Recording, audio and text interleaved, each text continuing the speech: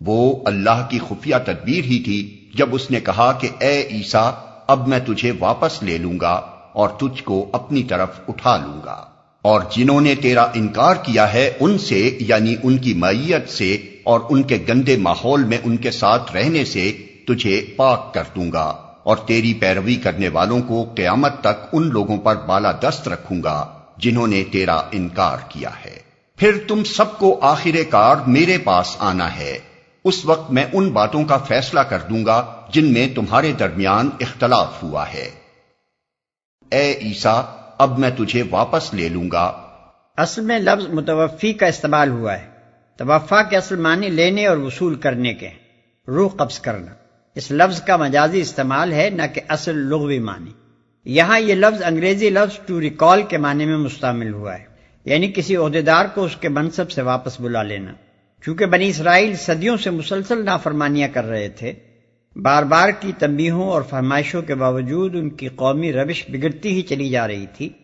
پے در پے کئی انبیاء کو قتل کر چکے تھے، اور ہر اس بندہ صالح کے خون کے پیاسے ہو جاتے تھے جو نیکی اور راستی کی طرف انہیں دعوت دیتا تھا۔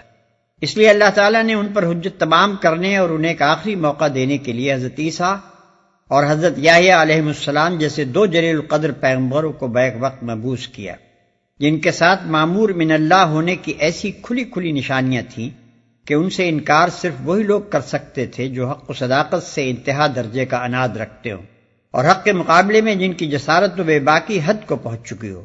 مگر بنی اسرائیل نے اس آخری موقع کو بھی ہاتھ سے کھو دیا، اور صرف اتنا ہی نہ کیا کہ ان دونوں پیغمبروں کی دعوت رد کر دی، بلکہ ان کے ایک رئیس نے علی الاعلان حضرت یحییٰ علیہ السلام جیسے بلند پایا انسان کا سر ایک رقاصہ کی فرمائش پر قلم کرا دیا، اور ان کے علماء و فقہا نے سازش کر کے حضرت عیسیٰ علیہ السلام کو رومی سلطنت سے سائے موت دلوانے کی کوشش کی۔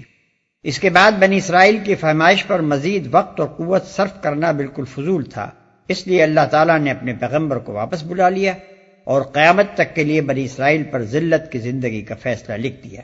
یہاں یہ بات اور سمجھ لینی چاہیے کہ قرآن کی یہ پوری تقریر دراصل عیسائیوں کے عقیدہ الوہیت مسیح کی تردید و اصلاح کے لیے، اور عیسائیوں میں اس عقیدے کے پیدا ہونے کے اہم ترین اسباب تین تھے۔ ایک، حضرت مسیح علیہ السلام کی اعجازی ولادت۔ دو، ان کے صریح محسوس ہونے والے معجزات۔ تین، ان کا آسمان کی طرف اٹھایا جانا، جس کا ذکر صاف الفاظ میں ان کتابوں میں پایا جاتا ہے۔ قرآن نے پہلی بات کی تصدیق کی اور فرمایا کہ مسیح کا بے باپ پیدا ہونا محض اللہ کی قدرت کا کرشمہ تھا۔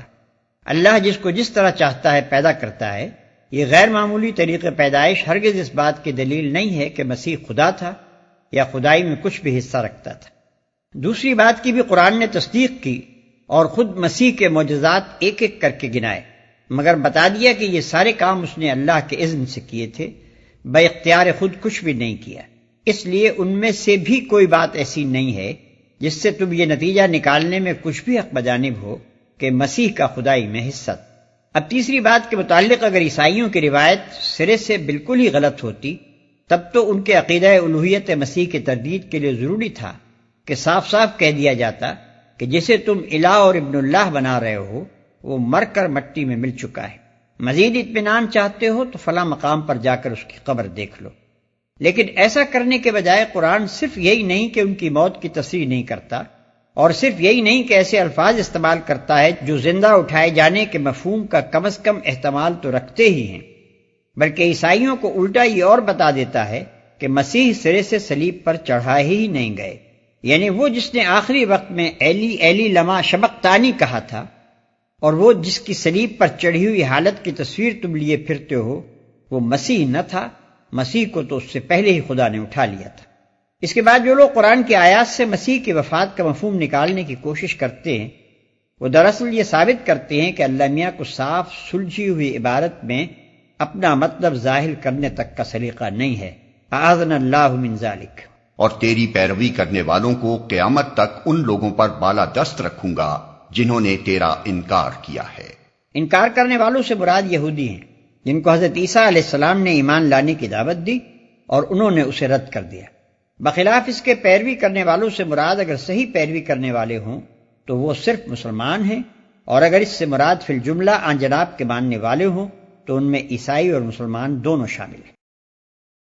جن لوگوں نے کفر و انکار کی روش اختیار کی ہے انہیں دنیا اور آخرت دونوں میں سخت سزا دوں گا اور وہ کوئی مددگار نہ پائیں گے۔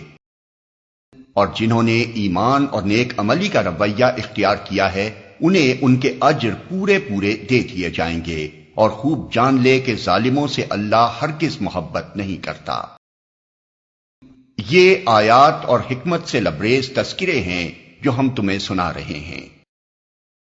اللہ کے نزدیک عیسیٰ کی مثال آدم کی سی ہے کہ اللہ نے اسے مٹی سے پیدا کیا اور حکم دیا کہ ہو جا، اور وہ ہو گیا۔ یعنی اگر محض اعجازی پیدائش ہی کسی کو خدا یا خدا کا بیٹا بنانے کے لیے کافی دلیل ہو، تب تو پھر تمہیں آدم کے متعلق بدرجہ اولا ایسا عقیدہ تجویز کرنا چاہیے تھا، کیونکہ مسیح تو صرف بے باپ ہی کے پیدا ہوئے تھے، مگر آدم علیہ السلام ماں اور باپ دونوں کے بغیر پیدا ہوئے۔ یہ اصل حقیقت ہے جو تمہارے رب کی طرف سے بتائی جا رہی ہے، اور تم ان لوگوں میں شامل نہ ہو جو اس میں شک کرتے ہیں۔ یہاں تک کہ تقریر میں جو بنیادی نکات عیسائیوں کے سامنے پیش کیے گئے ان کا خلاصہ علی ترتیب حسب ذیل۔ پہلا امر جو ان کے ذہن نشین کرنے کی کوشش کی گئی ہے یہ ہے کہ مسیح علیہ السلام کی الوہیت کا اعتقاد تمہارے اندر جن وجوہ سے پیدا ہوا ہے ان میں سے کوئی وجہ بھی ایسے اعتقاد کے لیے صحیح نہیں ہے۔ ایک انسان تھا جس کو اللہ نے اپنی مصلحتوں کے تحت مناسب سمجھا کہ غیر معمولی صورت سے پیدا کرے اور اسے ایسے معجزے عطا کرے جو نبوت کی صریح علامت ہوں، اور منکرین حق کو اسے صلیب پر نہ چڑھانے دے بلکہ اس کو اپنے پاس اٹھا لے۔ مالک کو اختیار ہے اپنے جس بندے کو جس طرح چاہے استعمال کرے۔ محض اس غیر معمولی برتاؤ کو دیکھ کر یہ نتیجہ نکالنا کیسے صحیح ہو سکتا ہے کہ وہ خود مالک تھا یا مالک کا بیٹا تھا یا ملکیت میں اس کا شریک تھا۔ دوسری اہم بات جو ان کو سمجھائی گئی ہے وہ یہ ہے کہ مسیح جس چیز کی طرف دعوت دینے آئے تھے وہ وہی چیز ہے جس کی طرف محمد صلی اللہ علیہ وسلم دعوت دے رہے ہیں۔ دونوں کے مشن میں یک سر منہ فرق نہیں ہے۔ تیسرا بنیادی نقطہ اس تقریر کا یہ ہے کہ مسیح کے بعد ان کے حواریوں کا مذہب بھی یہی اسلام تھا جو قرآن پیش کر رہا ہے۔ بعد کی عیسائیت نہ اس تعلیم پر قائم رہی جو مسیح علیہ السلام نے دی تھی، اور نہ اس مذہب کی پیرو رہی جس کا اتباع مسیح کے حواری کرتے تھے۔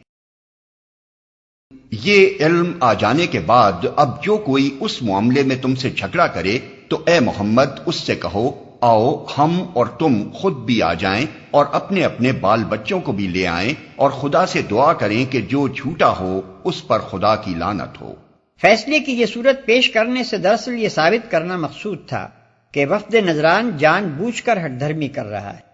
اوپر کی تقریر میں جو باتیں بیان کی گئی ہیں ان میں سے کسی کا جواب بھی ان لوگوں کے پاس نہ تھا۔ مسیحیت کے مختلف عقائد میں سے کسی کے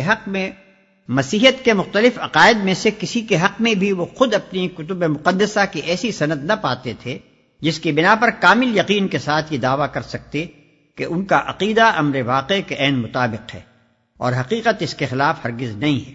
پھر نبی صلی اللہ علیہ وسلم کی سیرت، آپ کی تعلیم اور آپ کے کارناموں کو دیکھ کر اکثر اہل وقت اپنے دلوں میں آپ کی نبوت کے قائل بھی ہو گئے تھے، یا کم از کم اپنے انکار میں متزلزل ہو چکے تھے۔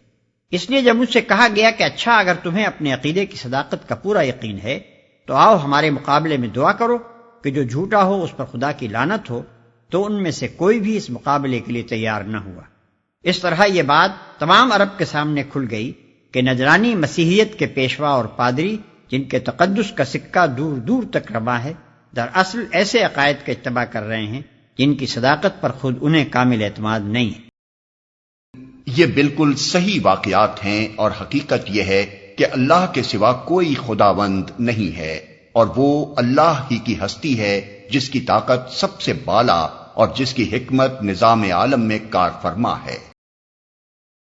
پس اگر یہ لوگ اس شرط پر مقابلے میں آنے سے منہ موڑیں تو ان کا مفسد ہونا صاف کھل جائے گا، اور اللہ تو مفسدوں کے حال سے واقف ہی ہے۔